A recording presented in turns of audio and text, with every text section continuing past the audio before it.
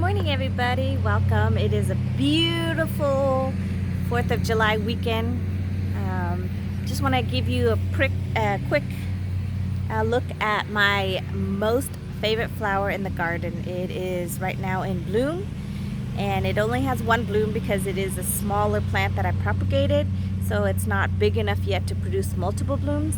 But I really enjoy this plant. It gives me much happiness just looking at it.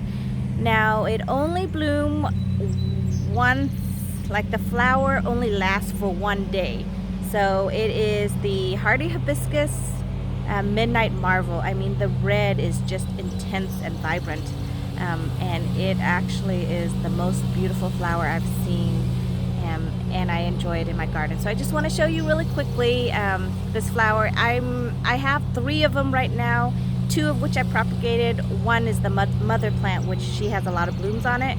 But like I said, the flower only lasts one day, so that's why I'm just going to do a brief look at the ones right now that are in bloom so you can enjoy it with me. I hope you're having a great day. Thank you for watching. So this is the first one, and you can see it only has one stalk. Basically, I just rooted this last fall and then planted into the ground.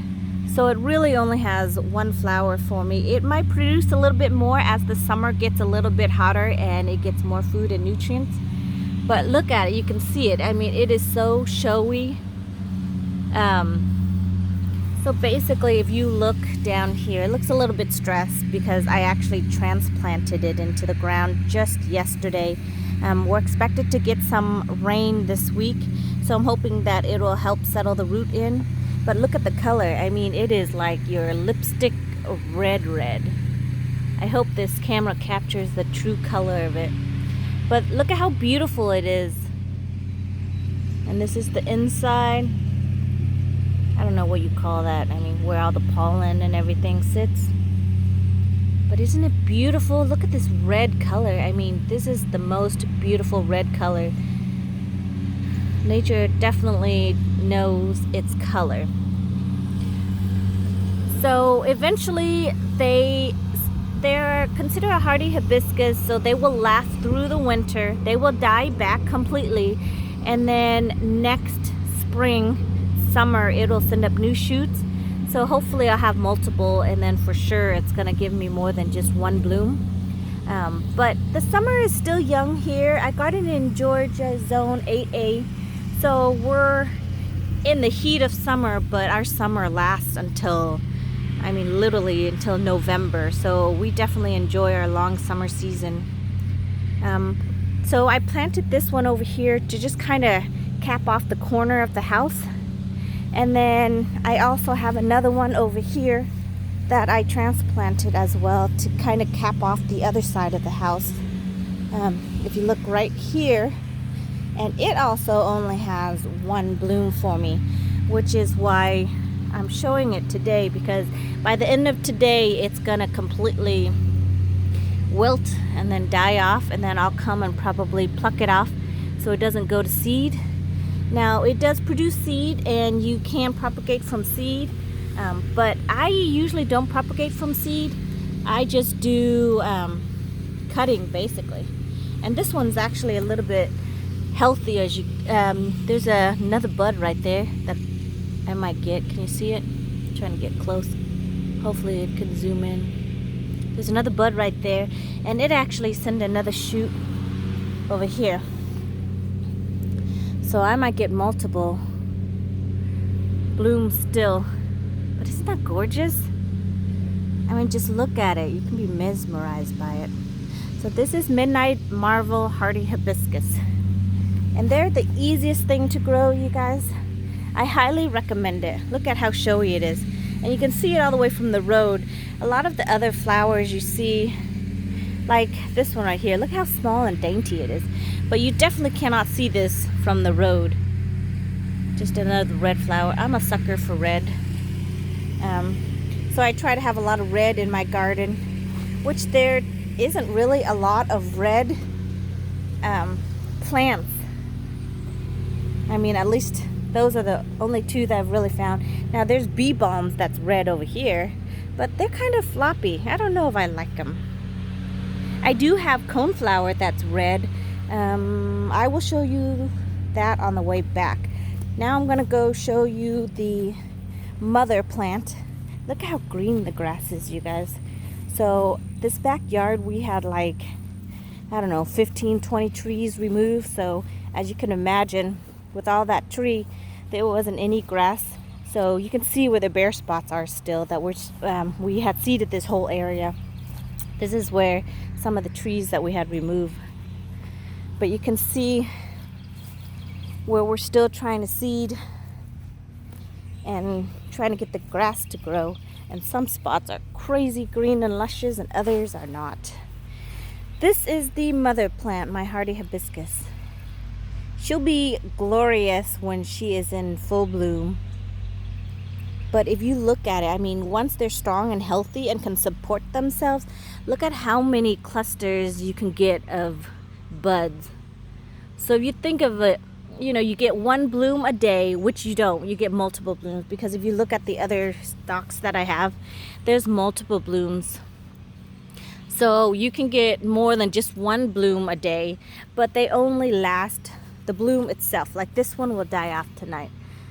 So the bloom itself dies off each day, but you get so many blooms that, I mean, it's just going to continuously bloom as long as you keep feeding it, and then you deadhead it. Make sure you deadhead it. Deadheading is just basically removing the spent flower so that it doesn't go to seed. When plants are trying to, you know, preserve itself, propagate, it's going to spend a lot of energy into that. So if you remove it, it's going to be like, oh, okay, I'm going to spend more energy on flowering versus trying to make seed, making babies, I guess. Look at this weird white bug right there. Isn't that crazy? They're crawling all over. Oh, look, Xena. Say hi. Say hi, Xena. Smell the flower?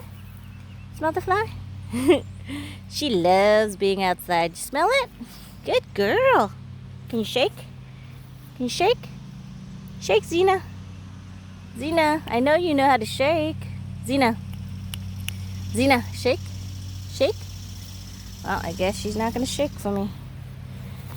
But anyways, this is it. See how it produced canes all the way from the bottom. Those are last year's cane that I cut off. And the new shoots come out. And this is the mother plant. I actually cut a couple to propagate. So I have 2 or 3 that I'm propagating, and then hopefully get more to plant. But you can see how prolific the buds are. See, there's more buds. Can you see them? I'm trying to see if I'm more of a hindrance, if I'm in the shadow or in the shade. But they are just starting to bloom because it's been so hot. But they are definitely a late bloomer. Like a lot of things that I have already are on their second flush of bloom. But the hardy hibiscus require heat, lots of heat, and that's what they love. It's like your tropical plants. But you can get the tropical hibiscus. Those ones you have to bring indoor each year because it can't stand the temperature. But the hardy hibiscus can stand the winter here. So I just leave it in the ground. It'll die back, and then I cut, you know, the little stems, well, not little, the stalks, and then new growth will come. But I mean, look at that color. Isn't that the most vibrant, beautiful red you've ever seen? I'm a sucker for red. And then of course I have little roses here. They're red as well. And coneflower, they're not really red, but I think I do have a red one in the front, so I'll show you that real quick. Oh, let me show you before I am gonna get sidetracked, but my elephant ear, you guys, I think it's really liking its spot, because look at it.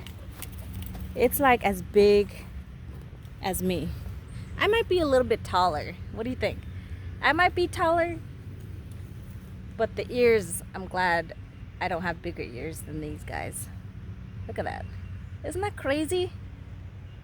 That's crazy how big they get. And that was just from one bulb.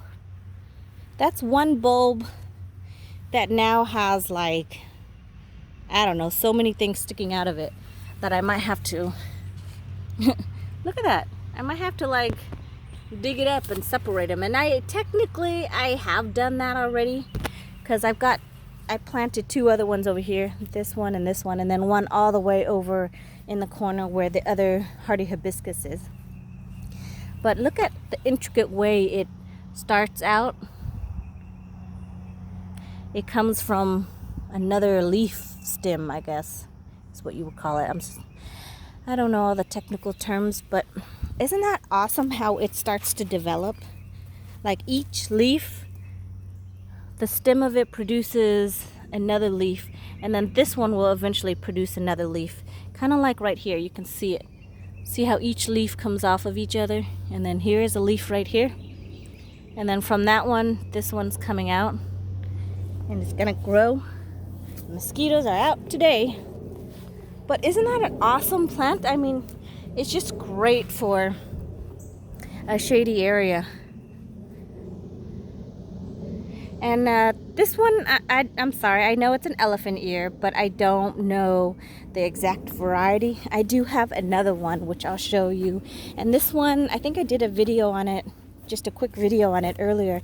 But I've never seen an elephant ear has a flowering bulb. And this one actually had one. And I've never seen that before. I don't know if I actually ever paid attention to it, because it's not an actual flower. Look at it, but it does produce bulbs or flower or whatever you call it. See it? It's right here. So this one and this huge one and that little one right there.